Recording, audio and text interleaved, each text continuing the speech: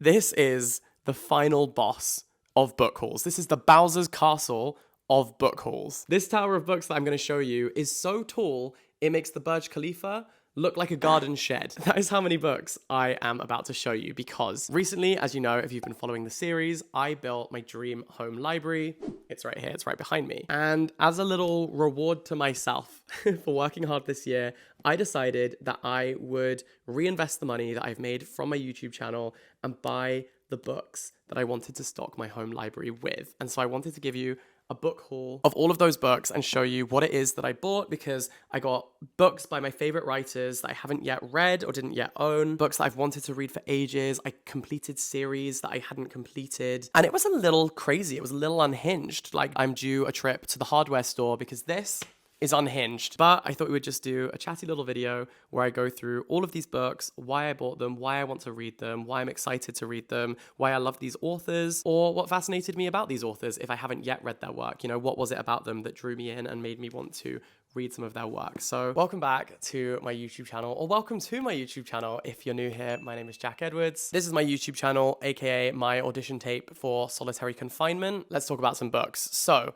where to begin? I'm going to start with this book. This is Mammoth by Eva Baltazar. I have read 2 of Eva Baltazar's books this year and I absolutely adored them. She writes originally in Catalan and is translated by Julia Sanchez. And these books are just these little pocket rocket explosions. Each one centers a woman at a kind of pivotal moment in her life, and they are kind of erotic in a very literary way. Like, one of her books, Boulder, has this sex scene where I was reading it and then I went to meet up with a friend who's also really into reading, and I sit down at dinner and I was like, before I say anything, read this page. And he read it and he was like, can I borrow your copy? Like, I need to read this book immediately. Her other 2 books are called Permafrost and Boulder, and they're kind of part of this.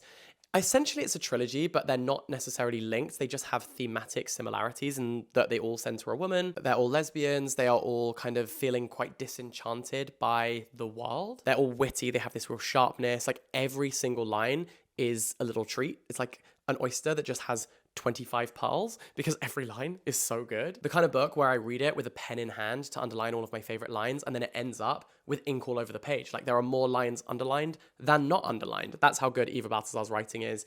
And so I'm excited to read Mammoth. In this book, our character swaps her urban habitat for an isolated farmhouse, befriends a shepherd, nurses lambs, battles stray cats, waits tables, cleans houses, and dabbles in sex work, all in pursuit of life in the raw. I just thought that sounded amazing. Damn, when I pursue life in the raw, I just eat sushi.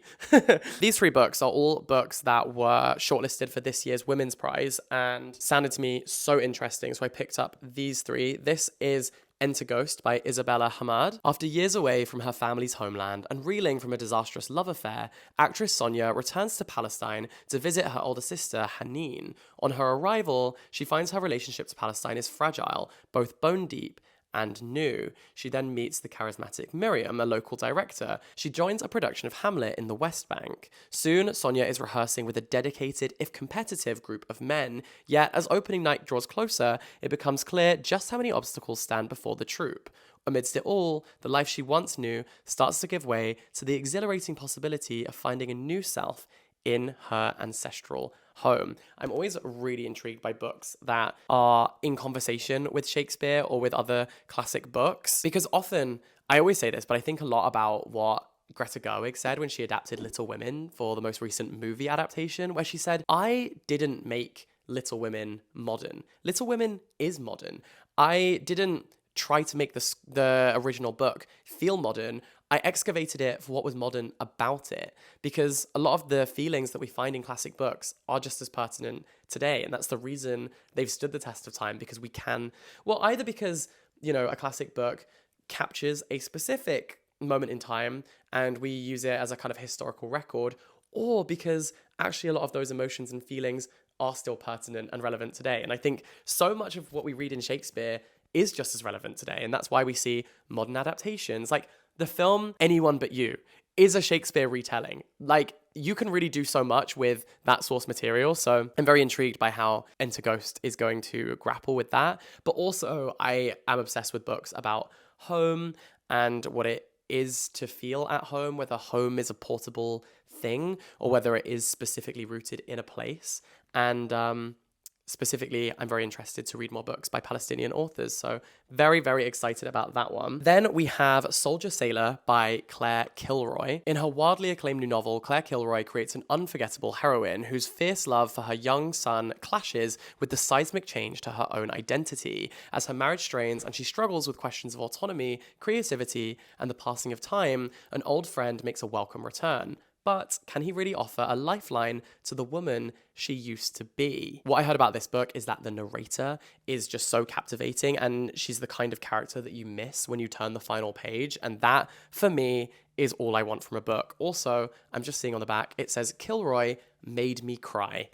If a book says it made someone cry on the back or on the front or anywhere around it, best believe I'm on my way to the checkout. My card is pulling itself out of my pocket and it's paying before I've even had a conscious thought. Books that make you cry are my kryptonite. Like, that's my taste in books that make you cry. It's described as radiant and fearless. I was completely gripped. Pandora Sykes says, a lacerating, gorgeous, clear-eyed book. I've actually got no idea who Pandora Sykes is, but she's always recommending books. Her name is almost always on the cover of books that I like. So Pandora, whoever you are, I trust your taste. You know that thing from Love Island where they're like, who's Emma? Who the fuck is Emma? That's how I feel about Pandora Sykes. Who the fuck is Pandora Sykes? But she loves all the books that I love. So Pandora, we should start a book club. This is the other book that I bought. I actually recently spoke on a panel at a book festival in Bali, which was so amazing and such a cool experience. And one of the people I spoke on the panel with was Obe, who wrote this book, River East, River West. And within maybe 5 minutes of being in her presence, I was like, I am now a dedicated follower of yours for life. Like, I will read anything you write because her mind was just amazing. Like, listening to her speak was so captivating. And we were on a panel where we were speaking about our favorite characters from books. And I had chosen Demon Copperhead from the book Demon Copperhead. There's a reason musical icons have albums named after themselves. Beyonce by Beyonce, Taylor Swift by Taylor Swift, Harry Styles by Harry Styles. Demon Copperhead, about Demon Copperhead. Anyway, Obe chose the main character from the book All Fours by Miranda July, which was one of my favorite books that I read this year. And firstly, I was like, oh, we're going to get along. We are going to be friends. But secondly, I was like, screw you, because that was such a good pick. I was so annoyed that I didn't think of that. So when I met her, I was like, I think you're amazing. Also, I'm so annoyed that you chose that book because it didn't even cross my mind, and I'm so mad at myself for not thinking of that. And the thing is, nothing will bring two people closer together than bonding about a character in a book. So I wanted to read Obe's book as well. So this is River East, River West, an intimate exploration of both China and the American dream. Poignant and propulsive, thoughtful and moving. A mesmerizing reversal of the East-West immigrant narrative set against China's economic boom. River East, River West is a profoundly moving exploration of race, identity, and family, of capitalism's false promise and private dreams. And it's set in Shanghai in 2007 and Qingdao in 1985. A keen exploration of love, heritage, and the search for home. And of course, like I said, shortlisted for this year's Women's Prize, which I kind of do use as like a holy grail for finding amazing new books. Demon Copperhead won it last year. There you go. There's the link to my random anecdote. But yeah, very cool. Oh, so last year I read my first book by Elizabeth Strout, and it completely got me out of a reading slump. That one was called O. William. This one is called Olive Kitteridge. I bought another one of her books because her writing style is just so silky smooth. It's like a blanket you just want to wrap around yourself and lay in. And you would have a great night's sleep. You would get into REM sleep, I swear. So anyway, this is Olive Kitteridge. Elizabeth Strout won the Pulitzer Prize for fiction. This is her first novel. So this is Olive Kitteridge, indomitable, compassionate, and often unpredictable. A retired schoolteacher in a small coastal town in Maine. As Olive grows older, she struggles to make sense of the changes in her life. She is a woman who sees into the hearts of those around her, their triumphs, and tragedies. A penetrating, vibrant exploration of the human soul. The story of Olive Kitteridge will make you laugh, nod in recognition, wince in pain, and shed a tear or two. Elizabeth Strout is known for her rich and detailed portraits of people, and I cannot wait to read another one of her books. Speaking of which, this is a series that I bought in its completion. This is the series of Before the Coffee Gets Cold. You know, I spoke a lot about Before the Coffee Gets Cold. It was one of the first books I really raved about on my YouTube channel because I found it so cozy and heartwarming and happy, but also sad, you know, and often those two emotions were intertwined. And I think that's what life is like. And the concept is so good. So the concept of the Before the Coffee Gets Cold series is that there is a cafe where you can order a coffee and then someone from your past will revisit you and you have as long to speak to them as your coffee stays warm. And I just think that's such a genius concept because even though it is essentially magical realism, there's a fantastical kind of element to it. And, you know, I'm not the biggest fan of high fantasy, but what I do love is that kind of light, feathery kind of fantasy where basically it's just like a little glitch in what is otherwise a normal life and is the same world that we inhabit. It's just got one minor difference, and that's this one magical element. In this situation, people can come back from the dead essentially and have one last conversation with you. And I think that actually that fantasy element brings out the humanity of the characters because ultimately it just causes them to confront the human real life emotions and feelings and sentiments that we all do feel in this world that we inhabit, especially that causes people to think about grief and loss. And those are themes that I personally am very interested in exploring in the books that I read. So anyways, I wanted to get the rest of the books in this series just because it's such a great concept that you really can do anything with. And, you know, there's actually another book in the series now. It's only available in hardback, which is why I didn't get that one yet because I wanted them all to be uniform, because that's a small pleasure in life is having a uniform series of books. But there's so much you can do with it, and that is why this author has written so many books. It's like, why do you write like you're running out of time, giving Alexander Hamilton over here? But this is Before We Say Goodbye, Before Your Memories Fade, and Tales from the Cafe. I saw this really interesting thing actually recently. There was an article in The Guardian about Japanese fiction and how it's almost a staple of Japanese fiction to see a cat on the cover, even if in books like Days at the Morisaki Bookshop, there is no cat actually in the book, never featured at all. But they've kind of become a way of signaling to the reader, this is a cozy book, and also specifically, this is a cozy Japanese book. So I thought that was a kind of interesting thing of how cats have kind of become part of the marketing for Japanese books.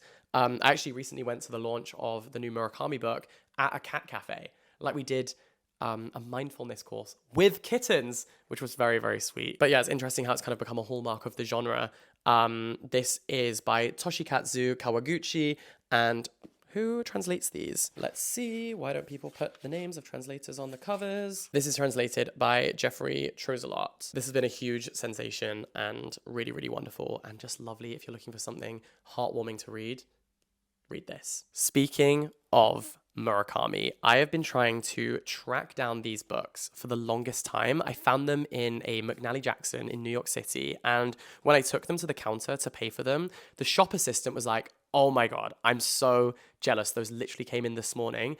Every time we get them in stock, they fly off the shelves. And I got them. So that felt like a real achievement and therefore justified the expense. So this is 1Q84 by Haruki Murakami. This is a book that is divided up into 3 sections, and some places will sell books 1 and 2 as one book and then book 3 as a separate one. But the 1 and 2 book is so chunky that it would be really hard to carry around. So this collection actually divides it up into 3 little books, and the spines all match in this gorgeous moon shape. Like, let me just give you the kind of 360. Are you seeing this? I haven't even taken it out of its packaging yet because I'm so nervous to damage it, but it's just so beautiful. Oh my God. This is Murakami's kind of epic work. I love his books, Kafka on the Shore, Sputnik Sweetheart, Norwegian Wood, and he was kind of my gateway drug into Japanese literature. It's really interesting. Again, in that same article that I was talking about before, they speak about how Banana Yoshimoto and Haruki Murakami kind of burst onto the scene in the English literary world, translated from Japanese in the 1990s. And actually, they were kind of criticized by some of their contemporaries at the time because they represented this kind of disaffected, uninterested generation. And there was a Nobel Prize winning Japanese novelist who really criticized writers like Murakami for writing in this way, but I happen to really love it. Do I think that Murakami is beyond criticism? Absolutely not. There are some really interesting interviews with Mieko Kawakami, who is a female Japanese writer who really challenges him on the way that he writes women. In some Murakami books, women are sort of seen as like breasts on legs. Like, the tits entered the room, and women kind of just like essentially waiting for a man to like have sex with them. It's a little odd, but I do think it's an interesting look into the male psyche of these characters. And of course, no art is beyond criticism. I think that's actually part of the joy of reading, is being able to read something that you enjoy elements of, but also find flaws with and faults with, and can critically engage with. So I love Murakami for that reason, because it challenges me, it makes me really think, and his writing kind of has this sort of like filter. Oh, she passed away? Because I'm so nervous to damage it. That's why I kept it in the wrapping. Oh my god, I'm such a butterfingers! It's okay. God, okay. It's fine. It's fine. Everyone stop panicking. I can't believe I just did that. But what I wanted to say is that Murakami's books have this kind of filter over them. I feel like they almost feel like sepia toned. Like they have that Instagram Valencia filter everyone used to be obsessed with, kind of like teabag stained, It feels like you're looking back with nostalgia, but also they are just soundtracked with jazz music. Murakami used to own a jazz cafe, and so there's lots of jazz influences that he references, and I just love his writing so much. And so that is 1Q84. Speaking of writers, I just absolutely adore Toni Morrison, the GOAT, Toni Morrison. I would read her toilet paper. Like, she is just a legend. Maybe the best to ever do it. I say it all the time. I will continue to say it. I will shout it from the rooftops. Toni Morrison, James Baldwin, the gold standard. Like, it doesn't get better than that. The way they wrote about the human condition, what it is to be alive, what it is to live and love and laugh. They're just the best. I think Sula by Toni Morrison is my favorite book of all time,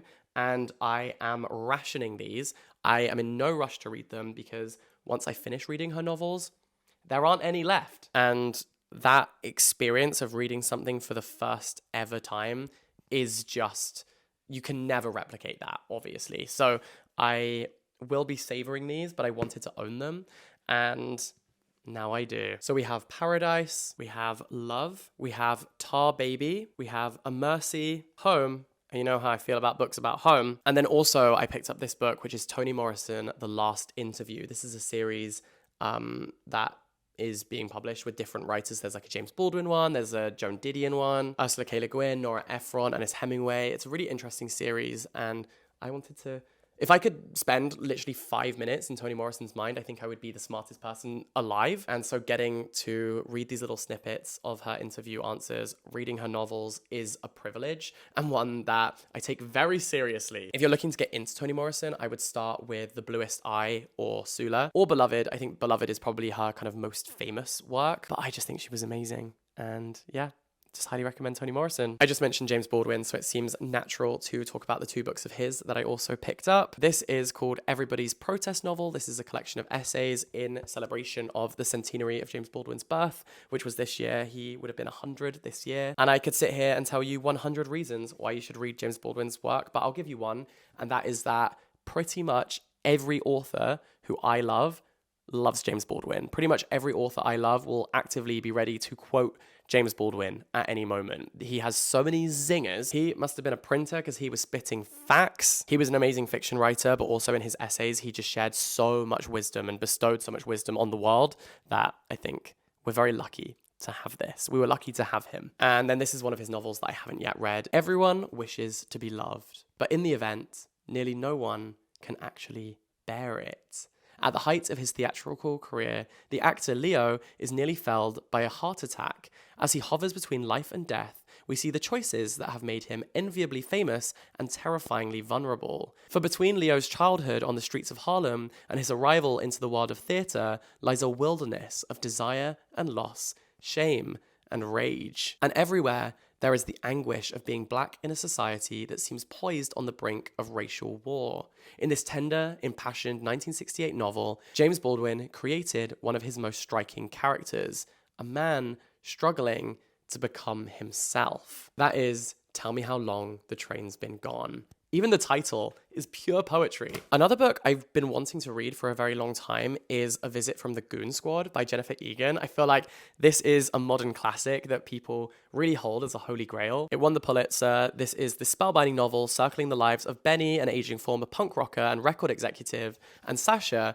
the troubled young woman he employs. We first meet Sasha in her mid-30s on her therapist's couch in New York City, confronting her long-standing compulsion to steal. We meet Benny, divorced, struggling to connect with his 9-year-old son, listening to a washed-up band in the basement of a suburban house. Although Benny and Sasha never discover each other's pasts, the reader does in intimate detail, along with the secret lives of a host of other characters whose paths intersect with theirs over many years in many places. With music pulsing on every page, this is a startling, exhilarating novel of self-destruction and redemption, breathtaking work from one of our boldest writers. So I think for anyone who loves music, this is an absolute must, and it is heralded as one of the best books of the century so far, and so I really want to read it. A book that I put forward for the best books of the century so far was The Bee Sting by Paul Murray, and ever since reading it, I've been absolutely desperate to read another work by Paul Murray. So this is Skippy Dies. This is about regular 14-year-old boys at Dublin's prestigious Seabrook College, and it's about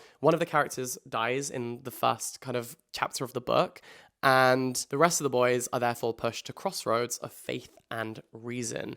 I love his style. The way he wrote young people in The Bee Sting was so funny, but also generous and empathetic, and I really liked that. I find that often writing young characters is one of the hardest things for a novelist to do, because as the generations change, so do the ways that people speak and the lexicon and the way they engage with each other and society and the world around them. And so as someone reading in their 20s, I am closer to teenagers than a 50-year-old writer. And so sometimes I feel a disconnect between the writer and the generation they are writing about, because actually sometimes I'm like, that isn't really how those people would interact. But Paul Murray just got it so right in The Bee Sting. So I'm very excited for Skippy Dies. Obviously not excited for Skippy to die. Rest in peace, Skippy. Like, hope, God bless you. But anyway, moving on. Why am I saying that? I'm not even religious. Next, we have Graveyard Shift. This is by M.L. Rio. I love her book, If We Were Villains, which is a kind of secret history meets Shakespeare novel. And what I love about that book is the way she writes the Shakespeare scenes, because the kids are acting in a Shakespeare play, but you're so immersed in the drama of it all that it feels like something that is actually happening to them. And so this, I didn't realize, was quite so short. This is kind of more of a novella than a novel, but this is Graveyard Shift, which is a kind of horror book set in an ancient cemetery. 5 people who are from all different walks of life, work all different kinds of jobs, and interact with the town that they live in very different ways, come together and discover a hole in the graveyard. And so they're kind of trying to figure out who it was dug for, why it's there, what the purpose of it is, and how long it's been there as well. So kind of an interesting concept. It's meant to be very atmospheric and eerie. And so I thought this is one that I want to read, in the kind of autumn, winter period. It feels very seasonal for this time of year. So I liked M.L. Rio's writing before. I hope I like it again. Speaking of the seasons, this is Ali Smith's seasonal quartet. They're in the wrong order, which is very frustrating. I need to fix that immediately before I combust. So I think autumn was the first one that she wrote. So we have autumn, winter, then there's spring. I don't yet own that book. I'll explain why in a second. Then there's summer and companion piece. And while these are loosely based in each of the corresponding seasons, they're also meant to be these kind of searing cultural commentaries on the British political system or the British way of life, and I thought that sounded amazing. The reason I don't own spring yet is because all of the spines match so perfectly except spring. So each of these have Ali Smith's name with a different color block, and then this kind of same arty style, and in the same font and the same size, the name of the season. They're all in white, right? Why is spring in black font?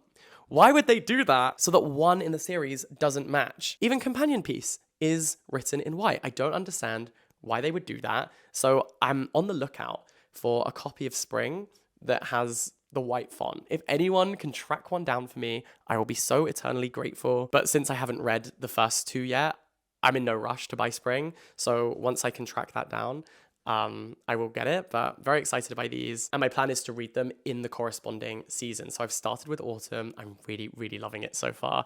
And then over the winter months, I will read winter and so on and so forth. So the clock is ticking to find spring with the white font, but I feel like it's possible. I feel like there must be a reissue where they fix that. I don't know. But loads of these books won prizes. I know people absolutely adore this series. And so I want a slice of that pie, the pumpkin pie. Or, I don't know, it felt like an autumnal thing to say. One matching series I did pick up is this complete collection of Jane Austen's books. I mean, Jane Austen is so iconic. She's on the £10 note. Come on. These, I think, give respect to the greatness of Austen. Like, this is how her books were supposed to be presented, right? So we have Pride and Prejudice, Mansfield Park, Sense and Sensibility, Emma, Love and Friendship, Persuasion, and Northanger Abbey. However, I was so chuffed with this collection because I used to always borrow Jane Austen books from my university library and I would read them over the summer holidays. So I didn't actually own any copies of Jane Austen's books and I really wanted to. I was showing this on my second channel and so many people pointed out the most heartbreaking thing, there's a typo. There is a typo on this book. It says Love and Friendship. Friendship is spelt wrong. How do you even manage that? How does that even happen? I can't believe it. I cannot believe that Penguin Classics managed to do that. Imagine how much trouble you would be in if you discovered you'd messed that up. Someone has definitely had a worse time of this than I'm going to. I can kind of see past it. I'm okay with it. I've made my peace with it. I've come to terms with it.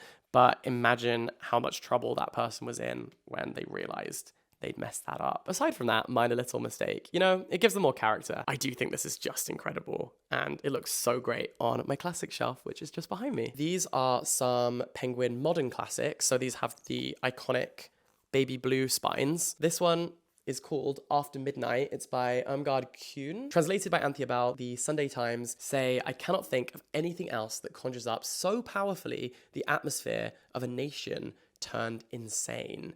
19-year-old Sanna just wants to drink her beer in peace. Honestly, don't we all? But that's difficult when Hitler has come to town and his motorcade is blocking the streets of Frankfurt. What's more, her best friend Gertie is in love with a Jewish boy. Her brother writes books that have been blacklisted and her own aunt may denounce her to the authorities at any moment, as Germany teeters on the edge of the abyss. Written after she had fled the Nazi regime, Irmgard Kuhn's masterly novel captures the feverish hysteria and horror of the era with devastating perceptiveness and humor.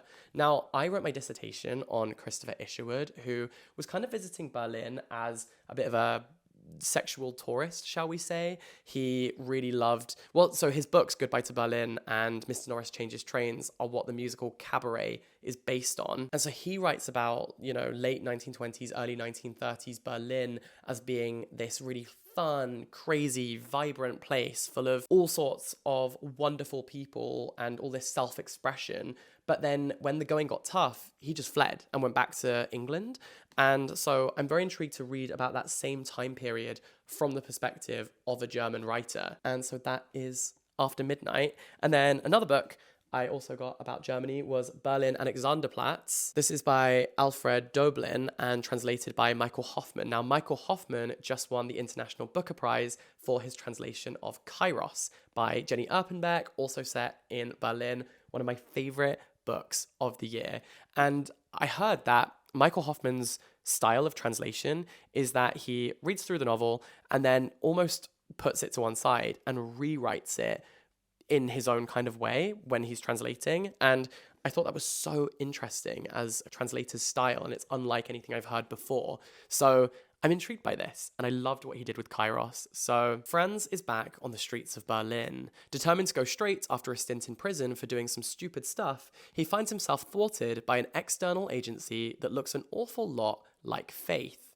Cheated, humiliated, thrown from a moving car and embroiled in an underworld of pimps, thugs, drunks and prostitutes, Franz picks himself up over and over again, until one day he is struck a blow which might just prove his downfall. This is a dazzling, freewheeling collage of newspaper reports, biblical stories, drinking songs, and urban slang. Berlin Alexanderplatz is the great novel of Berlin life. Yeah, I kind of just wanted to read some modern German fiction. And that's what this is. Why was that giving the same energy as Debbie Ryan, where she's like, I went into the Disney offices and I said, I let's want to make make history. history. And that's what this is. This one I picked up out of pure FOMO. One thing about me, I have a fear of missing out. When everyone is talking about a book, I just want to be involved. I just want to be part of the conversation. I just want to know what everyone is talking about. And this has been a huge book talk sensation this year. The Housemaid, I think it's on track to be one of the biggest selling books of the year so far, at least definitely in the UK. And I think it's kind of a thriller book. From behind closed doors, she sees everything. Every day I clean the Winchesters' beautiful house, I collect their daughter from school, and I cook a delicious meal for the whole family before heading up to eat alone in my tiny room on the top floor. I try to ignore how Nina Winchester makes a mess just to watch me clean it up, how she tells strange lies about her own daughter, and how her husband seems more broken every single day. But it's hard not to imagine what it would be like to live Nina's life. The walk-in closet, the fancy car, the perfect husband. I only try on one of Nina's pristine white dresses once, but she soon finds out. And by the time I realize my bedroom door only locks from the outside, it's far too late. But the Winchesters don't know who I really am. They don't know what I'm capable of.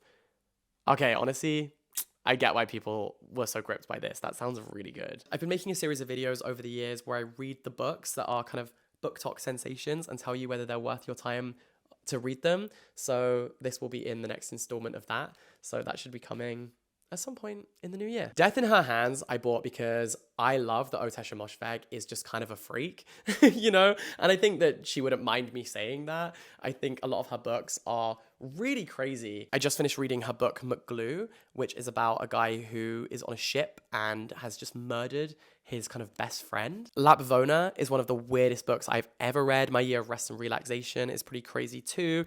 And this is Death in Her Hands. While on her daily walk with her dog in the woods near her home, Vesta comes across a chilling handwritten note. Her name was Magda. Nobody will ever know who killed her. It wasn't me. Here is her dead body. Shaky even on her best days, Vesta is also alone and new to the area, having moved here after the death of her husband. Her brooding about the note grows quickly into a full-blown obsession. Who was Magda, and how did she meet her fate? I went to a panel that Otesha Moshfegh curated one time, and there was this one guy on the panel who was just saying absolutely insane stuff. He was like, all modern literature is terrible. And Otesha Moshfegh was just like stirring the pot of chaos. She was like, let's make a chaos smoothie with this. And so she just kept being like, say more about that. What do you mean by that? Tell me more about that. And then someone would try and change the point and she would be like, I think we should talk more about what you just said. And I really appreciated that she was just like, I am going to make this a chaotic environment. And I think that's what her books do as well. So that is why I bought another one of her books. This is Death in Her Hands. And I'm going to take a quick break because the sun is blinding me. It's actually just reflecting off a window over there. It's not like divine intervention. Maybe it is divine intervention telling me to go get some water because I have been yapping. I'll be right back. It's going to be no time for you. Before I tell you about the next book, I just wanted to let you know that today's video is very, very kindly brought to you by Squarespace. And Squarespace is the all-in-one platform for building a website or an online brand. And the best news is you don't need any coding experience. You don't need to buy this many books explaining coding to you and website development. Squarespace has amazing templates that you can customize and make completely your own. There is the ability to make a blog or an email sign-up list. They also have amazing AI features. There's AI design features, but also the ability to do AI search engine optimization to make sure that your website is actually appearing on search results so that all of your hard work does not go to waste. And if all of that sounds incredible to you, then you can start building your website today with a free trial over at squarespace.com. And then when you're ready to launch your beautiful new website, you can head to squarespace.com/jackedwards and use the code jackedwards to get 10% off your first purchase of a website or domain. And thank you so much to Squarespace for working with me. You know, when you build a website, you want to put your best foot forward. That is how people discover you. With Squarespace, you can guarantee that your website will be looking professional and slick and people will want to contact you. So check out Squarespace. Speaking of book talk, these books I got. I mean, I've seen so many people speaking about The Priory of the Orange Tree, and well, this is kind of part of another project, but I want to So, little indie, lesser known author, Leo Tolstoy. You know, this is quite a small book. No one really knows of it. It's called War and Peace. And I want to do this video where I build up to reading War and Peace by reading increasingly long books. It's such a stupid concept, but I kind of think it's quite fun. Like starting by reading a 100-page novella, 200 pages, 300 pages, 400 pages, 500 pages, all the way up to this one, which is...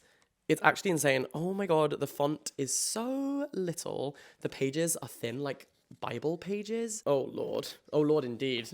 This is 1,227 pages long. And it's kind of a life goal of mine to read this book. So I picked this one up, and back to what I was saying before. So this might be one of the ones I read on my route to it. I think this one is like 800 pages. Let's see. Yeah, 800 exactly. So this is The Priory of the Orange Tree, and I've heard so many people talking about this one. Again, I just have FOMO with this one. Like, I feel like there's a party going on and everyone's in there having fun, and I'm leaning against the glass, like steaming it up with my breath because I'm so close. Like, what's going on in there? Like, what are you all talking about? Can I join in?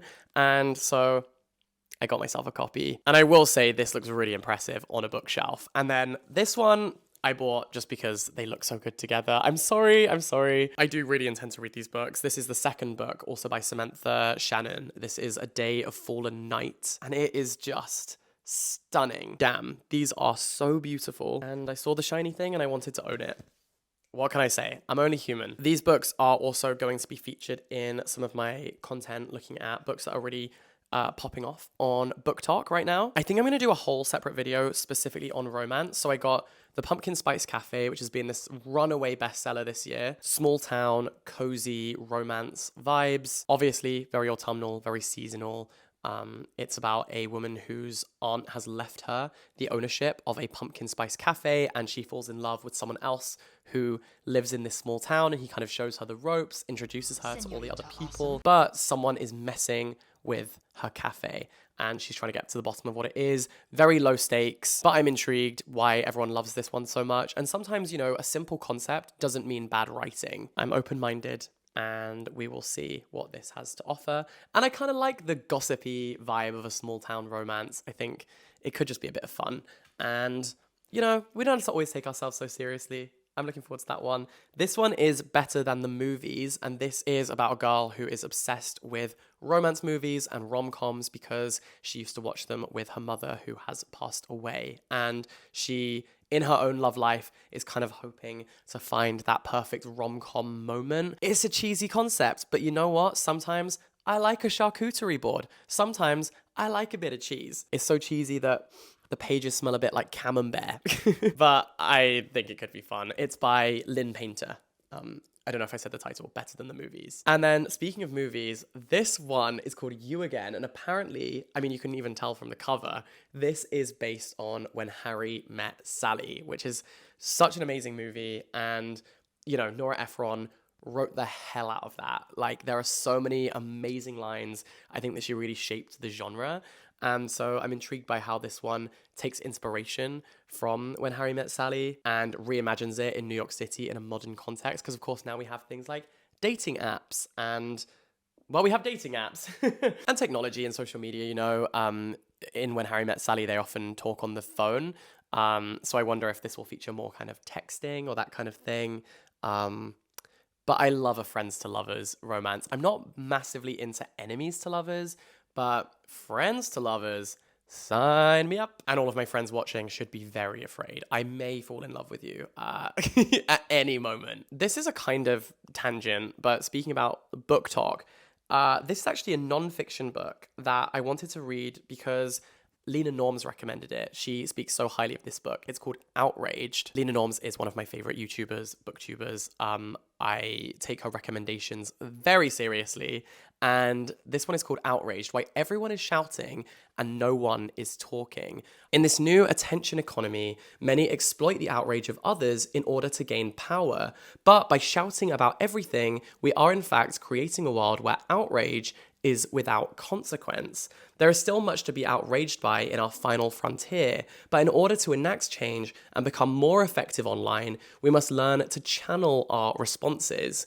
Passionate, funny, and unrelentingly wise, this is the essential guide to living through the age of outrage. Often people on the left, actually, that Naomi Klein has an amazing book called Doppelganger, where she talks about the way that the right are always in pursuit of power. And so even when people make mistakes, often they kind of get behind one another because their number one priority is staying in power or gaining power. Whereas on the left, we focus more on morality. And as a result, we splinter and we fraction, and there become more divides within that wider space where we turn on each other because we say, you did something I morally don't agree with. But often that doesn't take into consideration intention and what that person, that person just made a mistake potentially, and is still really on your side. And so by splintering and having all of these kind of factions, we actually lessen our own cause. I do think that, should we get into it in this video? Yeah, why not? Basically, I think a lot about cancel culture and how I don't think that cancel culture really, truly exists. Hear me out. Someone who is literally a criminal is now about to be the president of the United States. Famous authors who are actively transphobic are still selling millions of copies of their books. I don't believe that cancel culture really has that many repercussions. I think often people say they're cancelled, but really it's sort of just to radicalize their fans more and their followers more. To be like, you are fighting for someone who has been cancelled, by someone who has been rebuked. You should fight for me. You should increase your support for me. That's not really being cancelled because you still have access to all of these people.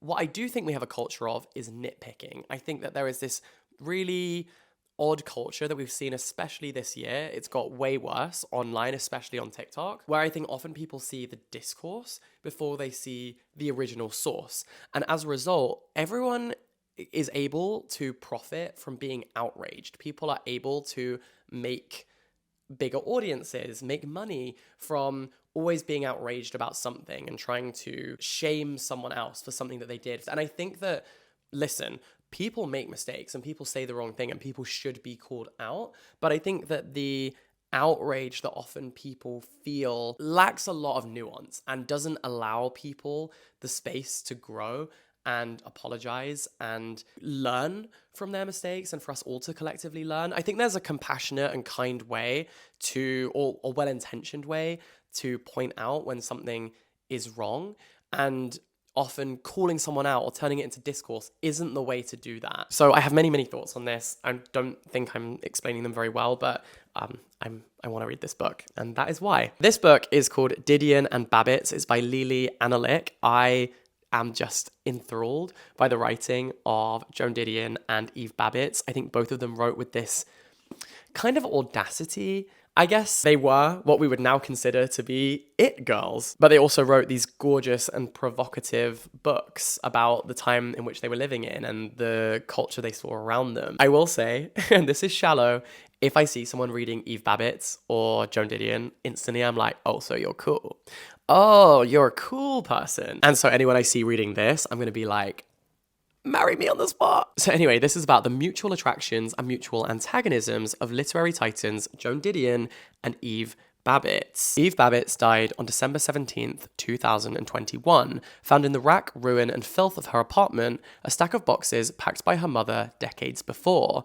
The boxes were pristine, the seals of duct tape unbroken, and inside, a lost world, centered on a 2-story rental in a down-at-heel section of Hollywood in the late 60s and early 70s. 7406 Franklin Avenue was the making of one great American writer, Joan Didion. A mystery behind her dark glasses and cool expression, an enigma inside her storied marriage to John Gregory Dunn. Franklin Avenue was also the breaking and then the remaking, and thus the true making, of another great American writer, Eve Babbitts. Babbitts was a woman who burned so hot, she finally almost burned herself alive. Didion and Babbitts formed a complicated alliance, a friendship that went bad, amity turning to enmity. With deftness and skill, journalist Lily Analick uses Babbitts' brilliance of observation, Babbitts' incisive intelligence, and most of all, Babbitts' diary-like letters found in those sealed boxes, so intimate you don't read them so much as breathe them, as the key to unlocking Didion. So basically, it's a study of these two writers through the lens of Eve Babbitt's letters to Joan Didion. This just feels like a moment for the culture. This feels so special to own.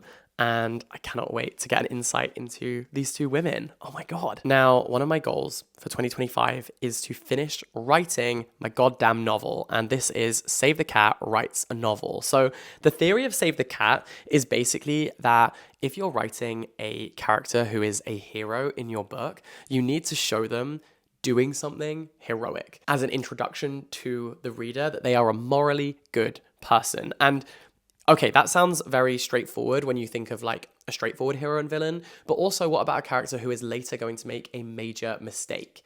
And in order for the tension of the book to last, we have to be rooting for them as a person. Same with like morally ambiguous people who are very raw and authentic and real and ordinary, who, like all of us do, make mistakes. You know, you need the reader to be rooting for them. And so what you can do is get them to like save a cat in an opening scene or do something morally good so that we know that fundamentally they are capable of goodness. And the same thing applies to establishing villains. You have to establish early on that they are a morally bad person. Of course, I think that the interesting thing that a book can do is then subvert this, but I do think that the rote style of writing is interesting to study because then you can subvert conventions intentionally and know kind of how you're doing it. So this is Save the Cat Writes a Novel, the last book on novel writing you'll ever need. And I think that while you can't necessarily teach someone to be a good writer, it is interesting to sort of read about different strategies and techniques that work for other people, and then you can utilize them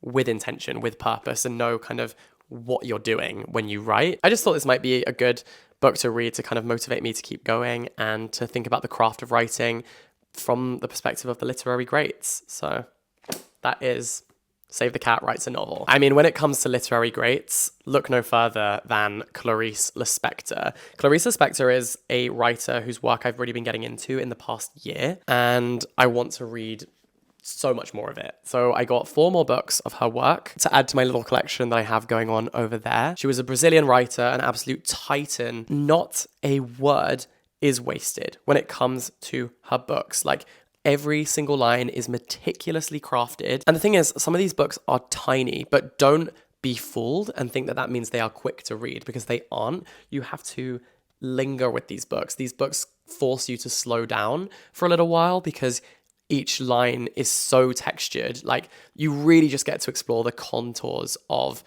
Clarice Lispector's brain. And it's a treat. It is an absolute joy to read. And they are weird, they're wonderful, they're wacky, but I can't wait to read more. So I have The Hour of the Star. And by the way, these are translated by Benjamin Moser. We have The Complete Stories, translated by Katrina Dodson. We have Near of the Wild Heart. This one is translated by Alison Entrekin. And The Passion According to G.H., translated by Idra Nove. Com Toybin writes, Lispector had an ability to write as though no one had ever written before. That is so true. So true, Com. Could not have said it better myself.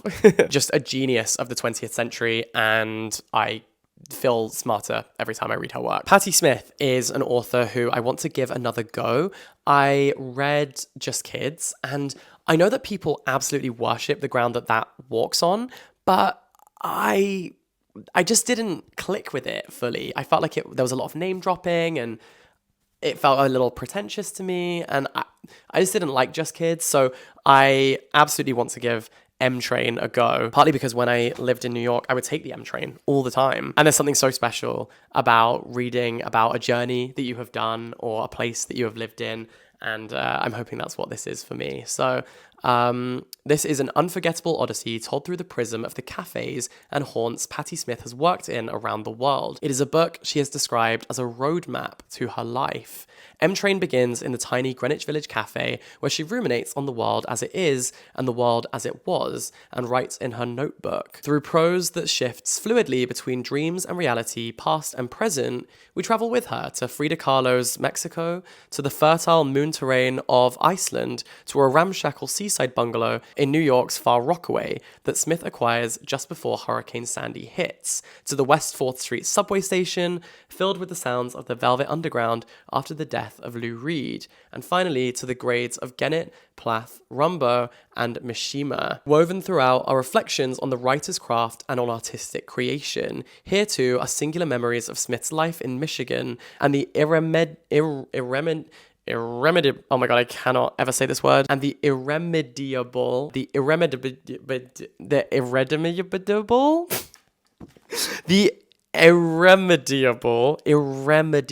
I got it. Thank God.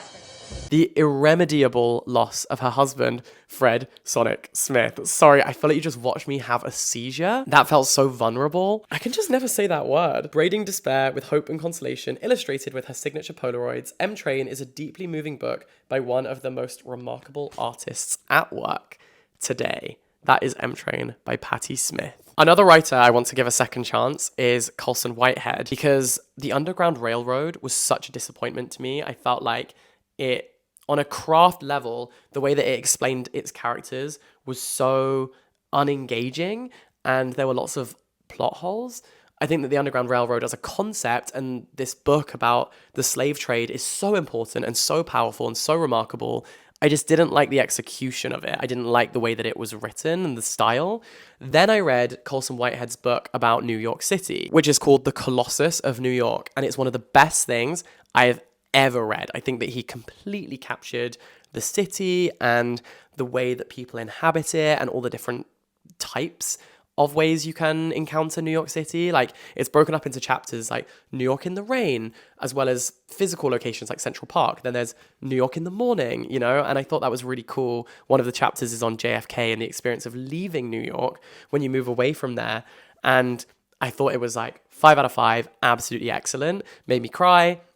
And so I really wanted to read another one of Colson Whitehead's books to basically just see if the Underground Railroad was just a one-off that didn't sit well with me, like the writing style just didn't work for me in that particular one, and maybe I will like his other novels. So this is The Nickel Boys, and I want to give this one a go. And this book lifts the lid on the racist brutality of reform schools in the Jim Crow era South, a commanding triumph. Ultimately a powerful tale of human perseverance, dignity, and redemption. So that is The Nickel Boys. And I'm always one for giving writers who I previously didn't fully click with another shot, because it could just be that one work or even the time in which you read it. Although I will say I've read The Underground Railroad twice, and both times I didn't like it, and that's okay. That's okay if you disagree. That's the joy of reading and engaging in these discussions, is that we won't all like the same things, and that sometimes someone's writing style just lets you down or doesn't completely work for you. And that's kind of what happened with me in The Underground Railroad.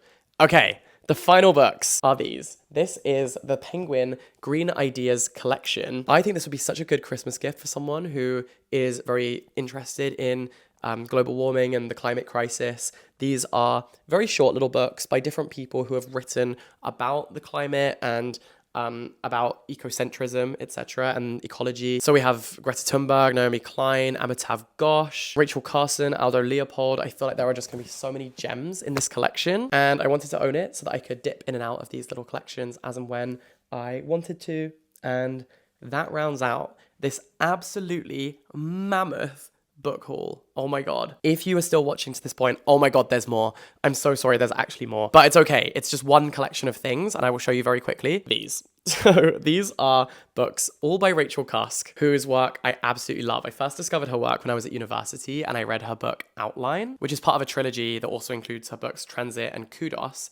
Then I read her book Second Place, absolutely loved it. And so when I saw someone selling online Rachel Cusk's complete collection of books, I had pressed pay before I'd even thought about it. It was just a no-brainer. And so I now am the proud owner of all of these books by Rachel Cusk. I love the way she captures the world. I love the way that she thinks. And so I wanted to read as many of these as possible. I knew I would get around to buying them all at some point anyway, but someone was selling them as a collection. And so I just did it. And now here they are. I have no regrets. No regrets at all. So thank you so much for watching this video. I hope that you enjoyed it. I hope that this helped you to find the next book that you might want to read or buy or borrow from the library. The disclaimer here is, of course, that talking about books, reviewing books, sharing books is my job. And so this is an investment into my channel. And that is why I was fortunate enough to be able to buy all of these books. I don't ever want to set a precedent or an expectation that you have to own something in order for it to count as like read or for you to count as a reader. That is absolutely not the case. You can borrow all of these books from your local library, I'm sure. I guess I just wanted to point out at the end of this video that this is a very fortunate thing that I'm able to do, and also a very unique thing that I'm able to do because it is my job. So please don't feel that you need to own or buy this many books in order to be considered a reader by any stretch of the imagination. That is not the case at all. But for me, having these books is going to help me make content for you guys, and I like to have physical books to show you, so there's something visually interesting on the screen for you to see while I'm flicking through them, etc., when I'm making my videos about them. So that is why I choose to own books. But yeah, I hope that makes sense. Thank you so much for watching this video. I hope you enjoyed. I hope that you found something that you're excited to read. You can follow me on all my social media to see me reviewing these books as I work my way through them. You know, I'm on Goodreads, Instagram, TikTok, etc. I have my second channel where I share more kind of reading vlogs and that kind of thing. Thank you for watching. I'll be back with another episode of the Home Library Diaries, and all the best. Stay in touch. Have a wonderful day. Goodbye. Bye-bye.